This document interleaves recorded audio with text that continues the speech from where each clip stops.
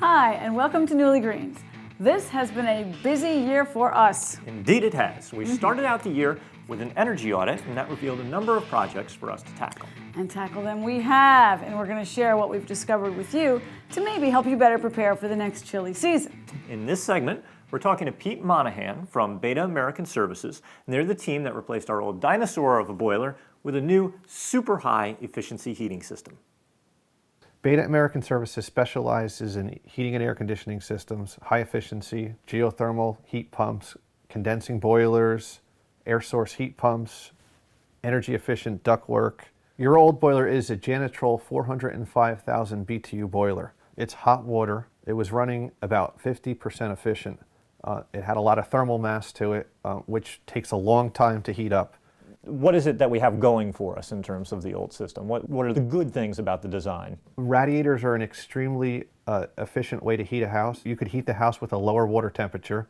The cooler the water coming back to the boiler, the higher the efficiency.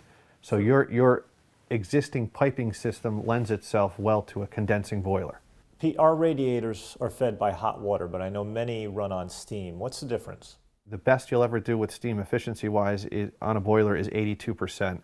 And that's because you can't lower the water temperature. You have to boil the water, and you have to be up at 212 degrees. The lower the water temperature, the higher the combustion efficiency is. A couple of years ago, we toured the Near Zero home in Paterson, New Jersey with Jack Armstrong. Jack explained that the stone wall in the dining room acts as thermal mass in the house. What that means is that during the day, the wall will absorb thermal energy. And at night, it will slowly release that energy back into the house. This reduces fluctuations in temperature that could cause your furnace to cycle on using more energy. It keeps your house at a more comfortable temperature. These antique radiators bank heat energy in much the same way as a stone wall, and that's why they're now sought after as people try to use energy more wisely. Those old-timers were obviously onto something. However, they couldn't get everything right.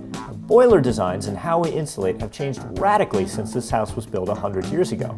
Let's get back to Pete as he tells us the bad news about our old boiler. So a lot of the heat went up the flue system because it was inefficient, approximately 45%. Your existing system was designed for the coldest day of the year. So we have a lot of surface area on all your radiators to be able to heat this house and keep it at 72 degrees when it's basically 0 degrees outside. But every other day that it's above 0 degrees, we don't need all of that horsepower. And your original system was designed with your house having no insulation as well.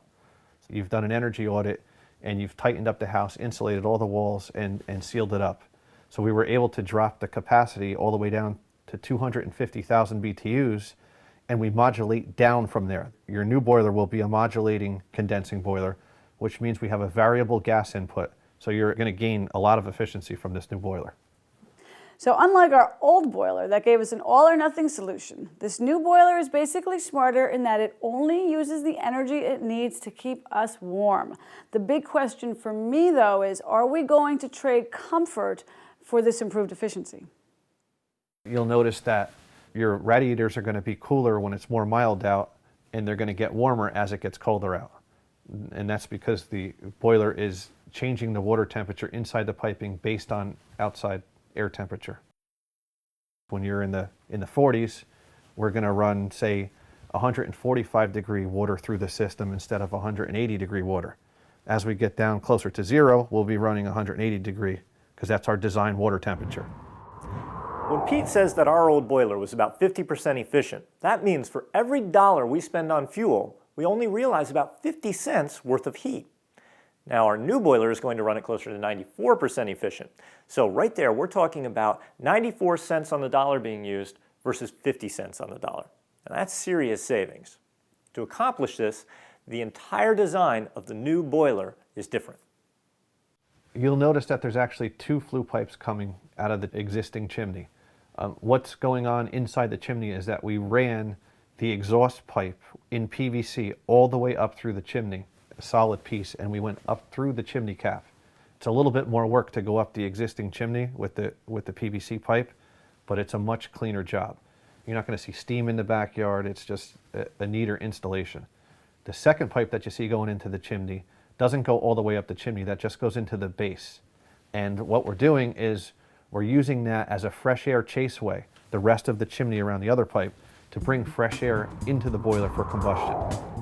The audit and improvement projects have really driven home the idea that our entire house and everything in it is an interconnected system. All the parts interact with each other. Right. Now, anytime you have a flame, it needs oxygen to burn. Now, with a conventional boiler, we'd use the air from our basement to feed that flame. The problem is that as the boiler burns... That sounds like a soap opera.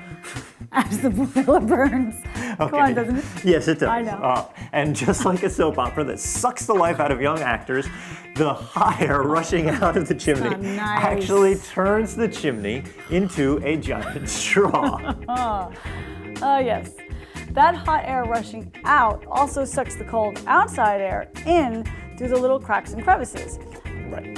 Now, we solved this problem by having a dedicated pipe that brings the outside air directly to the new boiler. Now, the boiler no longer sucks air in through all the walls and windows that would chill the house. The next cool trick our new boiler has is the ability to capture heat from the exhaust gas before it is lost up the chimney. This is called heat recovery or condensing. There's a secondary heat exchanger inside this that you can't see because it's welded inside the heat exchanger, and that's where we scrub that heat out of the flue gas and keep it in the house instead of exhausting it out the chimney like your old boiler did. Yeah. This one scrubs the heat out of it and we keep it in the house. We redeposit it back into the return water and use that heat energy to heat the house. Now, since we're trying to squeeze every little bit of efficiency out of this redesign, Pete had one more modification from our original system. Okay, basically these are your circulator pumps for each zone that you have. Okay. Before you only had one single zone, and now Which we were was able crazy. to. Yeah, it was Yeah. crazy. Yeah. But this allows you to have different temperatures in different areas of the house. right. The original Intact. plumbing Yeah. was set up so that it could have been zoned, but they didn't do it. Okay. The only problem that we did have is that you didn't have any thermostat wires, and that's why we had to use the wireless thermostats, which worked out very well. Right. So basically what happens is the thermostat tells this box, I want heat. This box tells this box, I want heat. And Okay. each wire that goes to the pump for the zone that's calling energizes the circulator, and we start to move water through it.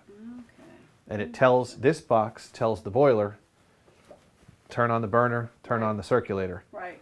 This pump right here is the pump that circulates water through the boiler. This needs to have its own circulator pump to make sure that we have the right flow. How is that different from the old boiler? Because that was huge. Your old boiler was a Huge. giant pot Yeah. of water and a lot of cast iron, and it took, at least a half hour to heat it up. Yeah. And then, it didn't need to move the water out of it because it was so slow at heating. This is very efficient, and it quickly heats the water that's in the boiler. So we want to move that heat out of the boiler and move it into Yep. the zones that are Yep. calling. Yep. Oh, Pete, thank you so much. Oh, no This problem. was really great. This Thank is, you. Really informative, and she's a beauty. Thanks for letting us install it for you. Sure. Thanks for giving us all our room back in the basement. No problem. So, we have had the new system up and running for several months now, and I am happy to report that the combined improvements of both boiler and air sealing have reduced our heating bills by about 47%. Yes! And when you figure in the rebates we got back from the state on this project, that means these improvements should pay for themselves in about 5 years. And that is money for nothing. And your greens for free. And that is good for the earth. And that's good for you. Thank you for watching Newlygreens.